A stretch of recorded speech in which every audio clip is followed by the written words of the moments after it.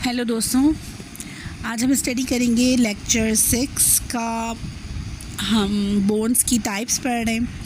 2 types होती हैं bones की। प्रीवियस में हमने देखा था कि एक होती है कॉर्टिकल बोन्स और बी पार्ट में हम पढ़ेंगे स्पंजी बोन्स, जिसे हम ट्रेबिक्युलर बोन्स भी कहते हैं या कैंसिलियस बोन्स भी कहते हैं। यानी ये 3 ही नाम एक ही तरह के बोन्स के हैं। मतलब बोन्स की जो स्ट्रक्चर होता है ना बोन्स का, उसकी जो साख्त होती है वो किस नेचर की होती है। वो 2 तरह की होती है, या तो वो हार्ड होती है या तो वो सॉफ्ट होती है। सॉफ्ट नहीं कह सकते हम इसको, स्पंज लाइक कह सकते हैं। सॉफ्ट इन अ सेंस के स्पंज लाइक, जिसे हम स्पंजी बोन्स कहते हैं। अब इनकी क्योंकि स्ट्रक्चर डिफरेंट है तो इनका फंक्शन भी डिफरेंट होगा। तो आज के इस लेक्चर में हम देखेंगे कि स्पंजी बोन्स का स्ट्रक्चर क्या होता है और ये क्या फंक्शन करती हैं, क्योंकि हम एनाटमी और फिजियोलॉजी साथ चल रहे हैं ना लेकर। तो बोन्स क्या होती हैं? Basically spongy bones are the meshwork of honeycomb like structure.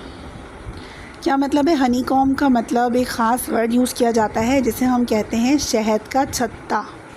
आप में से बहुत सारे लोगों ने शहद का छत्ता देखा होगा।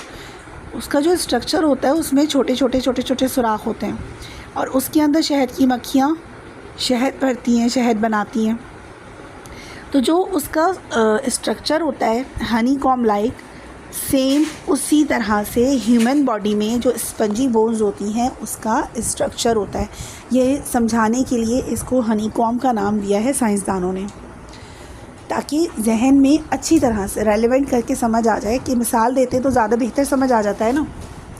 तो हनीकॉम्ब लाइक अपीयरेंस है ना, इसको कहते हैं ट्रेबिक्युलाई। ठीक है, आपका MCQs में आ सकता है what are trabeculae. They are honeycomb like structure found in spongy bones. इसका ये आंसर है। अब this trabeculae found at the end side of the long bones. क्या मतलब है?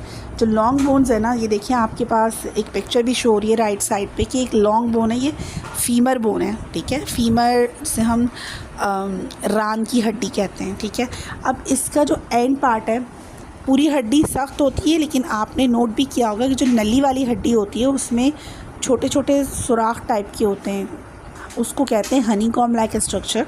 और ये जो फीमर बोन है ना, इसके अंदर ये हनीकॉम्ब स्ट्रक्चर पाया जाता है जिसे हम ट्रेबिक्युलाई कहते हैं। ठीक है, अब ये ट्रेबिक्युलाई किसी भी लॉन्ग बोन के एंड में पाया जाएगा, बीचों बीच नहीं पाया जाएगा, हमेशा एंड में पाया जाएगा। फीमर है, थाई बोन है। अब ये जो स्पंजी बोन्स हैं या कैंसिलियस बोन्स हैं, they have high surface area than cortical bones. Surface area का मतलब है कॉर्टिकल बोन्स रिजिड होती हैं, पतली होती हैं, और जो स्पंजी बोन्स होती हैं थोड़ी फैली हुई होती हैं, सरफेस एरिया इसका ज़्यादा होता है। They contain red blood cells and bone marrow. Functional unit is trabeculae. Simple है, यानी कि इसके अंदर ये जो हनीकॉम्ब लाइक स्ट्रक्चर है जिसे ट्रेबिक्युलाई कहते हैं, इसके अंदर रेड बोन मैरो बनता है, रेड ब्लड सेल्स बनते हैं। तो ये फंक्शन ह्यूमंस के अंदर। अब कोई आपसे पूछे कि जो MCQs में सवाल आ सकता है कि रेड बोन मैरो कहाँ पर बनता है, तो आप कहेंगे कैंसिलियस बोन्स के अंदर, इन द स्पंजी पार्ट या honeycomb like structure of cancellous bones. तो ये था स्पंजी बोन्स के बारे में ज़रूरी बातें, मेन बातें।